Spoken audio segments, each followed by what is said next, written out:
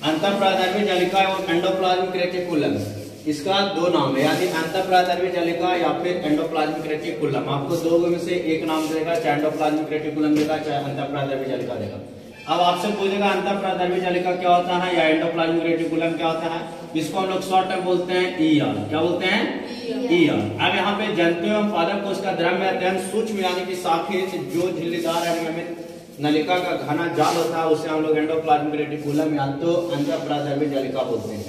Endoplasmic reticulum जो होता है ये किसका बना होता है? तो लाइपोप्रोटीन का बना होता है। सबसे इंपॉर्टेंट बात इसमें याद रखना है कि एंडोप्लाज्मिक रेटिकुलम लाइपोप्रोटीन का बना होता है।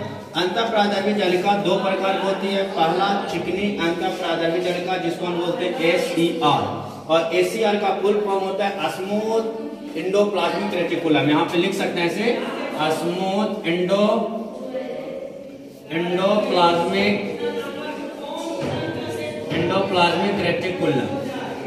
रेटिकुलम। और दूसरा होता है खुरदरी अंतःप्रादर्भी जालिका जिसको हम लोग शॉर्ट में बोलते हैं आरआर, या इसका अर्थ होता है रफ एंडोप्लाज्मिक रेटिकुलम। और रफ एंडोप्लाज्मिक जो रेटिकुलम होते हैं वो इस प्रकार से होते हैं, यानी कि इस टाइप से आपको रफ दिखाई देगा।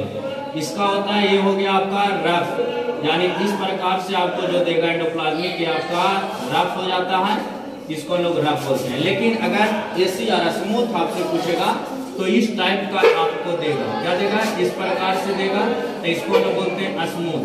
क्या बोलते हैं? इसको लोग बोलते हैं स्मूथ एंडोप्लाज्मिक रेटिकुलम। तो इस टाइप से आपका ये दोनों टाइप का देता है एसईआर और आरआर।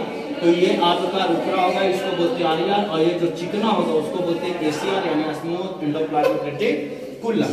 अब देखिए चिकनी अंतःप्रादर्भी नलिका झिल्ली चिकनी होती है, यानी कोई पूछेगा चिकनी अंतःप्रादर्भी कैसे होगी, तो इसका जो झिल्ली होगा हमेशा यानी कि स्मूथ होगा, यानी कि चिकना होगा, यानी इस टाइप का एकदम ऐसा चिकना। और अगर इसी का बोल देता रुखरा तो ये आपका हो जाता है जो इस पर दानेदार छोटे छोटे होते हैं उसको हम लोग बोलते हैं रुखरी, और ये जो दानेदार होता है झिल्लीनुमा पर उसको हम लोग बोलते हैं राइबोसोम। जैसे यहाँ पे लिखा गया देखिए कि बाहरी झिल्ली के ऊपर छोटे छोटे कण रहते हैं जिन्हें हम लोग राइबोसोम कहते हैं। अब इसका काम देखिए, यानी कि एंडोप्लाज्मिक रेटिकुलम का कार्य क्या है, तो इसका काम पहला अंतःप्रादर्भी नलिका की झिल्लीनुमा नलिकाओं में तरल द्रव्य भरा होता है, इसलिए यह उसका द्रव्य में पदार्थ मुख्यतः प्रोटीन का संचार करते हैं, मीन्स की एक परिवहन का कार्य करना ही है। कौन?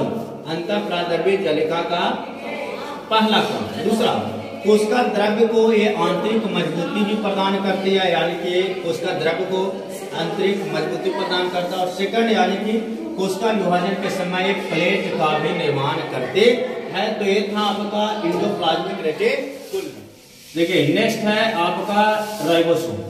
ठीक है, राइबोसोम अगर पूछेगा कि राइबोसोम क्या होता है, तो राइबोसोम जो है एक छोटा कण है जिसे हम लोग अपने नग्न आंखों से देख नहीं सकते हैं। ठीक है, इसे जब भी देखा जा सकता है तो इलेक्ट्रॉन माइक्रोस्कोप के सहायता से ही देखा जा सकता है। ये जो होता है अंतःप्रादर्भी जालिका के झिल्ली की सतह पर छोटे छोटे दानेदार या गुच्छेदार एक केला भी हो सकता है और गुच्छा भी हो सकता है। इसे अकेले या गुच्छे में भी हो सकते हैं। कौन? राइबोसोम।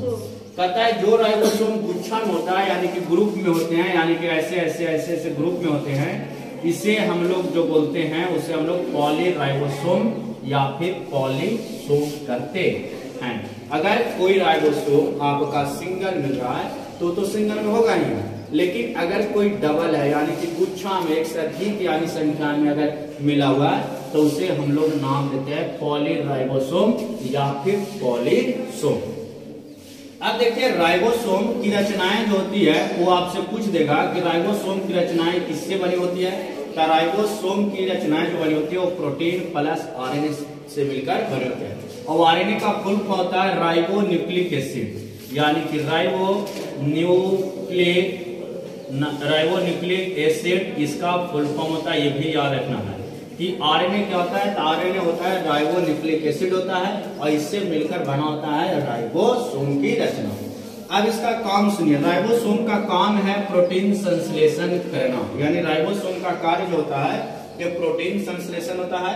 और ये जो छोटे छोटे देखिए दानेदार होते हैं यानी अंतःप्रादर्भी जालिका पे इसको हम लोग बोलते हैं राइबोसोम। इसी को बोलते हैं हम लोग राइबोसोम। इसको क्या बोलते हैं हम लोग? राइबोसोम कहते हैं। और राइबोसोम के जो खोज किया था वो किया था जॉर्ज ए प्लेडे ने। जॉर्ज ए प्लेडे ने किया था। कब किया था? 1955 ईस्वी में इसने राइबोसोम के खोज किया था।